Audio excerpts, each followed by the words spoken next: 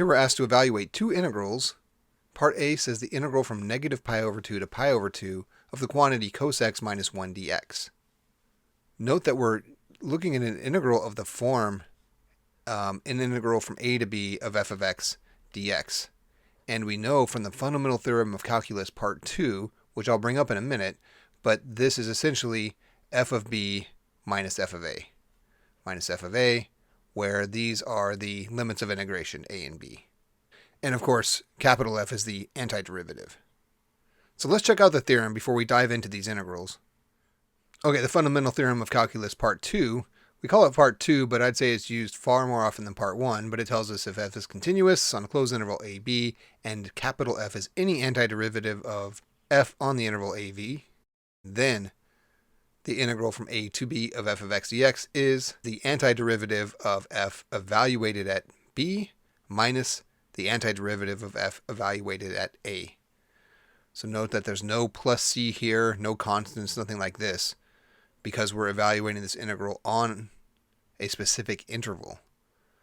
So indefinite integral, we get a plus c. Definite integral, which is this case, we compute an actual number representing the area under that curve.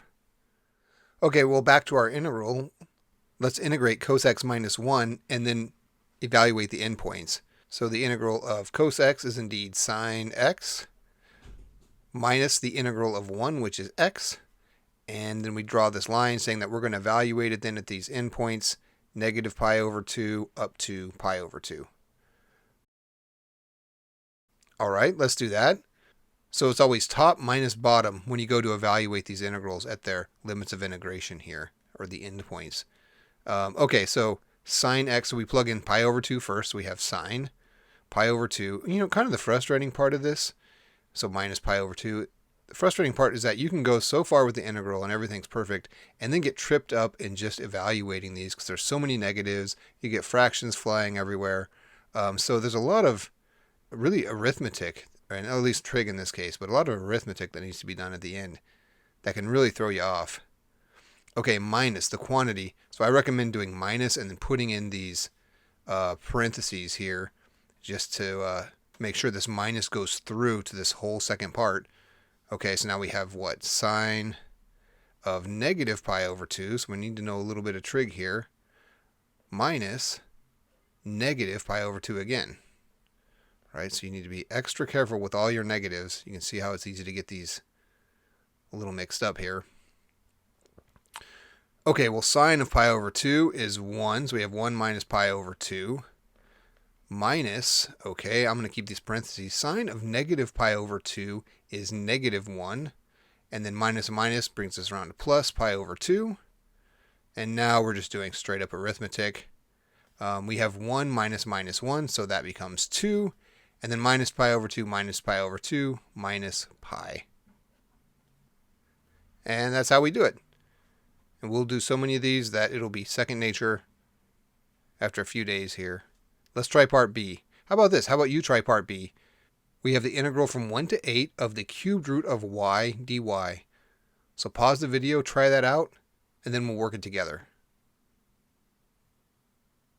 Okay, well, to integrate this thing, the first thing I'd like to do here is write this as the integral from 1 to 8 of y to the 1/3 dy. Right, that makes it a little easier to work with. Now we use the power rule for integrals. We add 1, y to the 1/3 plus 1, and divide by that, 1/3 plus 1.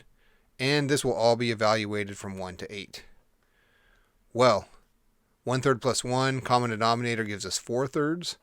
Y to the 4/3 divided by 4/3, but instead of dividing by 4/3, I'm just going to multiply by 3/4. Multiplied by the reciprocal there, 3/4. Okay, all evaluated from 1 to 8.